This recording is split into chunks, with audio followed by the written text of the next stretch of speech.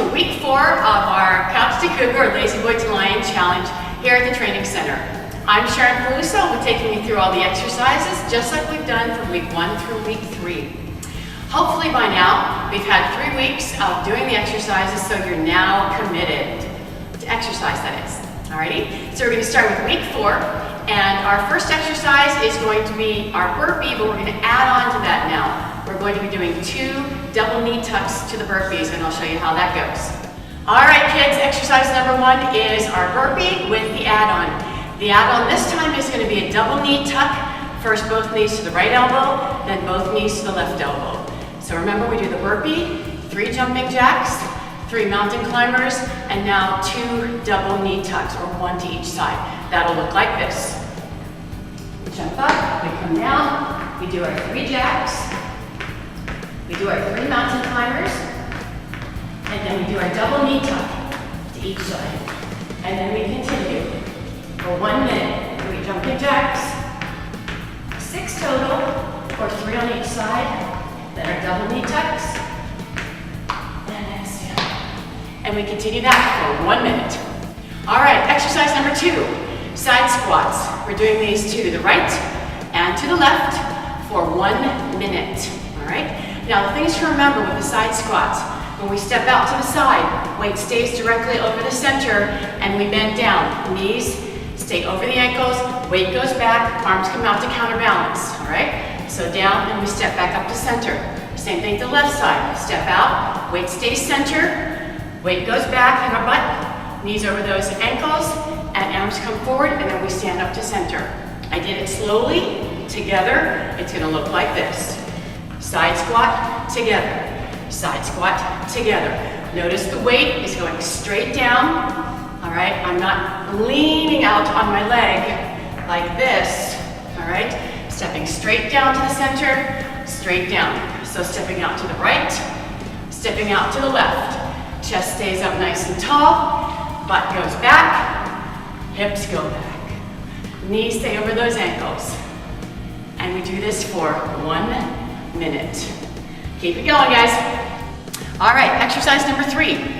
If you have access to a gym, like the training center, this one is number 9 in the circuit. It's a chest press. There are a multitude of different fashions and different ways in different gyms, so just find a chest press if you're at any other gym.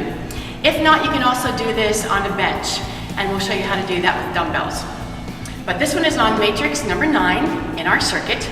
You want to have the handles as far as your seat height, so your thumbs are right in the middle of your chest. All right? Elbows are nice and high because we want to press just with the chest. If we drop our elbows, we're going to be squeezing and helping out with our back, with our lats, which we do not want to do. So elbows stay up nice and high. Before we start this movement, we're going to contract in our chest. So pretend there's a pencil right in the middle of your chest on your sternum. You're going to contract and press around that pencil first, and then continue that extension through your triceps. So we lower back, elbows stay high, squeeze that pencil in your chest and extend through the triceps and come back. Now remember, you don't need to have a death grip on whatever handles you're using, even if we're using dumbbells, which I'll show you next.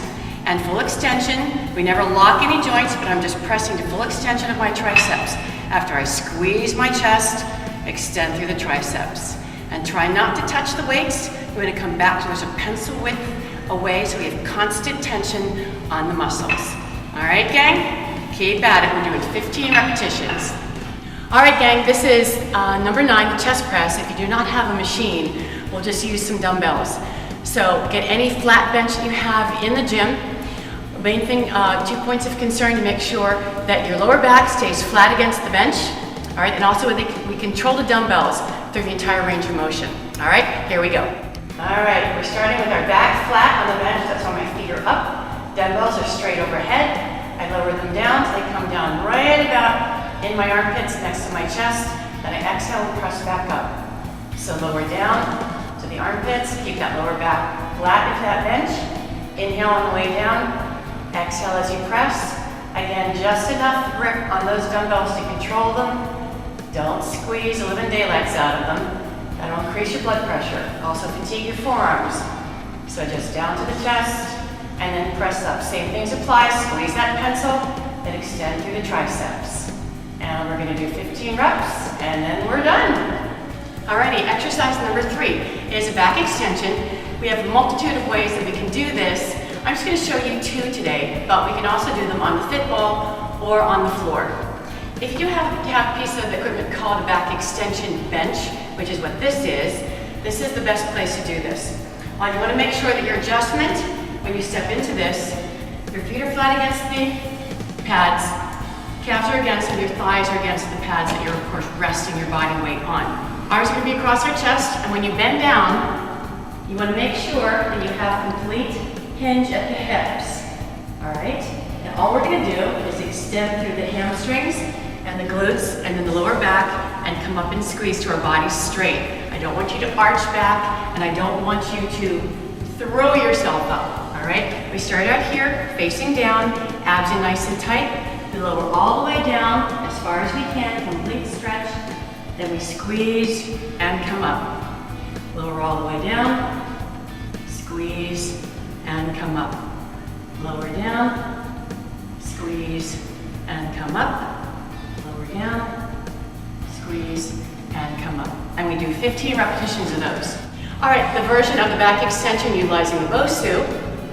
Same principles involved. We're going to squeeze hamstrings, glutes, and low back. This time, if you want, you can have the hands across the chest or the hands behind your head.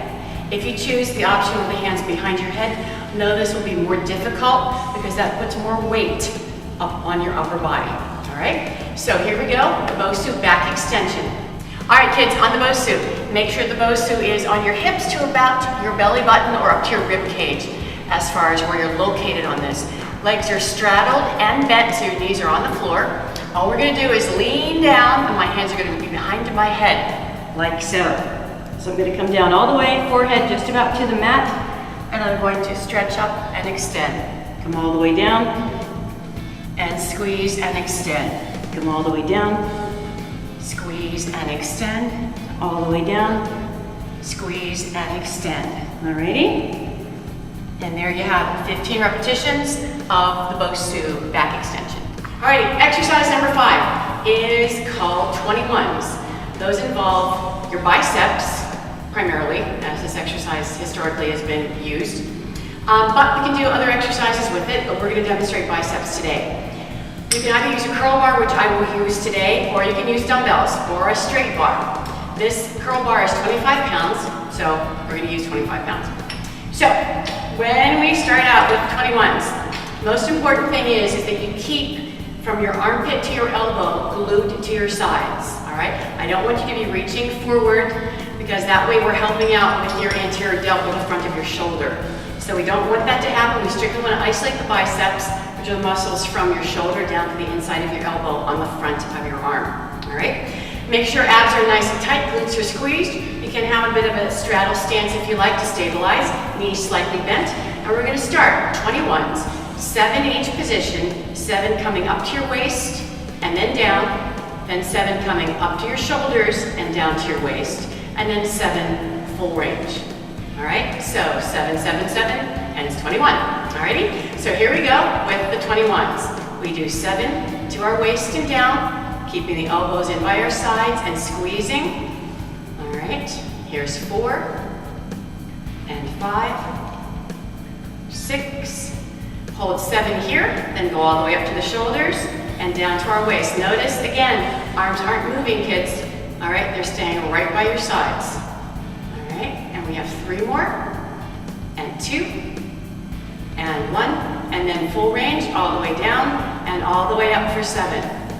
All right, keep those abs in nice and tight, and we're squeezing those biceps. Again, don't do a death grip on the handles. All right, here's 6. And here's 7. All right, so that is the entire set of 21s. All right, gang, last exercise of week 4 is called a Russian twist. We're working abs. So we're going to be engaging those in 2 different ways. Feet and knees are going to be together, and we're going to keep our legs elevated off the floor. Then we're going to be rotating from side to side. I have a 6-pound medicine ball here. You can use a dumbbell. If you have a carton of milk at home, a gallon of milk, something like that that's weighted, anything that you can safely swing from side to side, have at it. All right? So we're going to start out, legs elevated, squeezed, maintaining the squeeze in the abs, and then we're rotating side to side. Now, don't be in a hurry to do this.